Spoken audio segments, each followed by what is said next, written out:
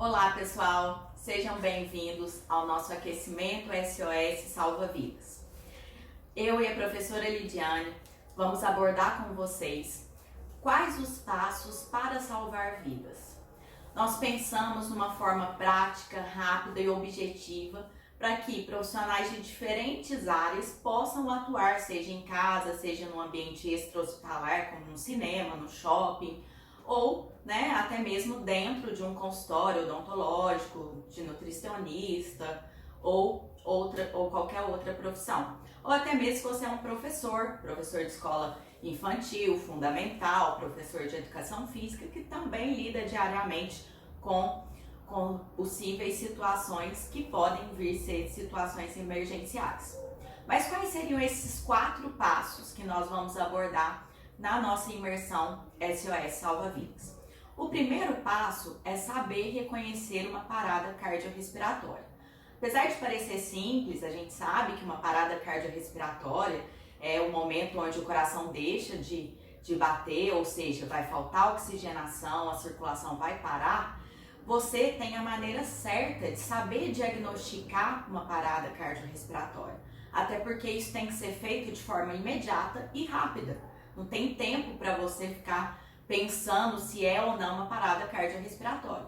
Então a gente aprende a avaliar esses sinais, esses sintomas que o paciente vai apresentar para a gente, que pode ser desde uma simples dor no peito, uma taquicardia, até mesmo uma mudança na coloração, uma sudorese. E aí a gente tem a técnica certa de se posicionar ao lado dessa vítima, de avaliar a sua responsividade de forma física, forma verbal, avaliar o seu pulso, para aí então começar a nossa sequência de procedimentos para vir a salvar, dar o socorro adequado para essa vítima. Então o primeiro passo é saber reconhecer. E na imersão a gente vai trabalhar exatamente definição de uma parada cardiorrespiratória, quais as principais causas envolvidas e quais os sinais e sintomas que o paciente vai apresentar. E é claro, qual a conduta, como você deve agir em qualquer local que você esteja, de forma objetiva e rápida. O segundo passo é saber solicitar o socorro de forma adequada. Nossa, mas será que tem como solicitar um socorro de forma adequada? Não é só pegar o celular e ligar? Sim, com certeza é simples. Você vai ligar para o 192, geralmente, que é o número de emergência. Você geralmente liga para o SAMU, bombeiros, e pede o socorro. Mas nós vamos abordar que tem alguns pontos muito importantes, como por exemplo, você se identificar, você identificar o local que você está, principalmente se você estiver em um ambiente extra-hospitalar, na rua, você indicar exatamente, olha, estou na rua tal, em frente a tal lugar. E tudo isso a gente acha que faz de forma automática, mas quando você está tenso, nervoso diante de uma situação dessa, isso acaba sendo... Eu estou bem. Isso acaba passando de forma despercebida. Bom, então a gente instrui vocês, orienta como fazer isso de forma adequada. Além de identificar, nós também temos que passar para o atendente o que aconteceu com essa vítima aparentemente, quantas vítimas estão envolvidas. Então tudo isso nós vamos falar nesse segundo passo. Caso você tenha uma terceira pessoa no local, essa pessoa pode vir a solicitar o socorro e você já vai iniciar o terceiro passo de imediato. Qual seria esse terceiro passo? O terceiro passo é iniciar a ressuscitação cardiopulmonar, que são as compressões torácicas seguidas das ventilações.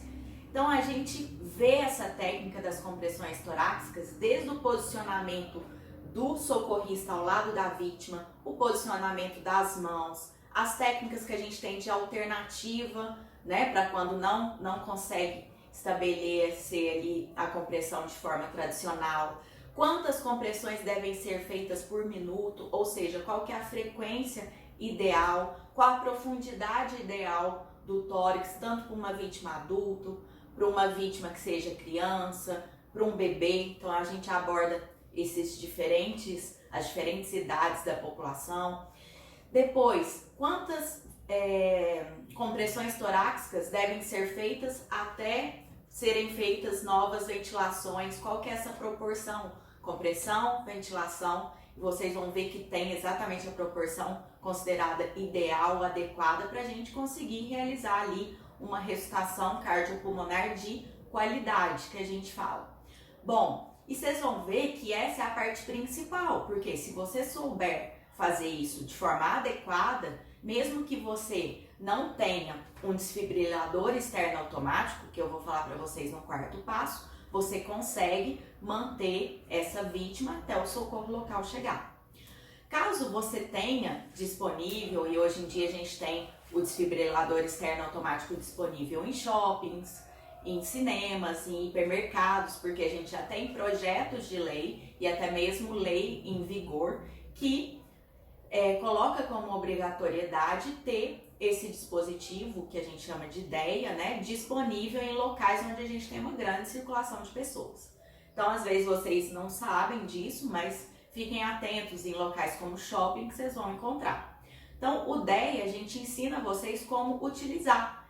E apesar de ter diversas marcas, vocês vão ver que as etapas de utilização, elas são convencionais, são universais. Então, qualquer aparelho que você abrir, você sabendo qual é o passo a passo, você vai conseguir utilizá-lo. Então, a gente fala desse passo a passo que é simples, é um dispositivo simples, é importantíssimo, né? A gente vai conseguir fornecer ali um choque elétrico mesmo, para ver se esse coração vai conseguir voltar ao seu batimento normal. Então, isso, o aparelho, ele faz essa conferência e para a gente esperar o socorro local com mais segurança. Então, a gente aborda esses 4 passos durante a imersão. Além disso, nós ainda vamos abordar desobstrução, tanto de vítimas adultas quanto de vítimas bebês e crianças, ou seja, você está lá no churrasco da sua família, no fim de semana, e por acaso, né, o seu tio, um parente, engasgou com um pedaço de carne. O que você deve fazer? Qual que é a manobra, que é simples, mas tem que ser bem feita, senão você não vai ter sucesso diante daquela situação. Então a gente aborda essa desobstrução, que também é muito importante para quem lida com alunos, como por exemplo professores de colégio, e a gente tem a Lei Lucas, que é uma lei que tem como obrigatoriedade uma capacitação de noções básicas de primeiros socorros para professores tanto da rede pública quanto da rede privada. Então a gente aborda essa questão também. Além disso, a gente fala da conduta diante das principais reações alérgicas que podem acontecer, diante de situações como uma lipotimia, uma síncope, hipotensão, infarto agudo do miocárdio, ou seja, dessas situações que a gente chama de situações de urgência e emergência que são mais comuns no nosso dia a dia, tanto no dia a dia clínico daqueles que atuam na área da saúde, quanto no nosso dia a dia em geral, né, que pode estar acontecendo aí até mesmo dentro de casa. Então, fiquem ligados, acompanhem com a gente, vocês vão ter disponíveis mais uma aula de dispositivos e medicamentos utilizados pela professora Lidiane, e nós vamos ter uma terceira aula no aquecimento gratuita, que é a nossa aula ao vivo, que a gente vai mostrar para vocês qual que é o nosso método, o que vocês vão aprender, como que a gente vai poder passar essa teoria para vocês aplicarem de forma prática e objetiva, utilizando apenas esses 4 passos, e você ter esse diferencial e poder realmente atuar salvando vidas. Então não deixem de seguir o nosso aquecimento, não deixem de participar da nossa aula ao vivo, que além desse conteúdo, nós vamos estar sorteando não, a gente vai estar disponibilizando 2 cupons de 100%, que na verdade vai ser realmente sorteado para aqueles que estiverem presentes na aula ao vivo. Nós vamos disponibilizar um e-book que foi feito com esse conteúdo, né, para aqueles também que estiverem inscritos, e com certeza a gente vai abrir as inscrições da nossa imersão com preço especial para aqueles que estão acompanhando o aquecimento. Então fiquem ligados com a gente, espero vocês na próxima aula.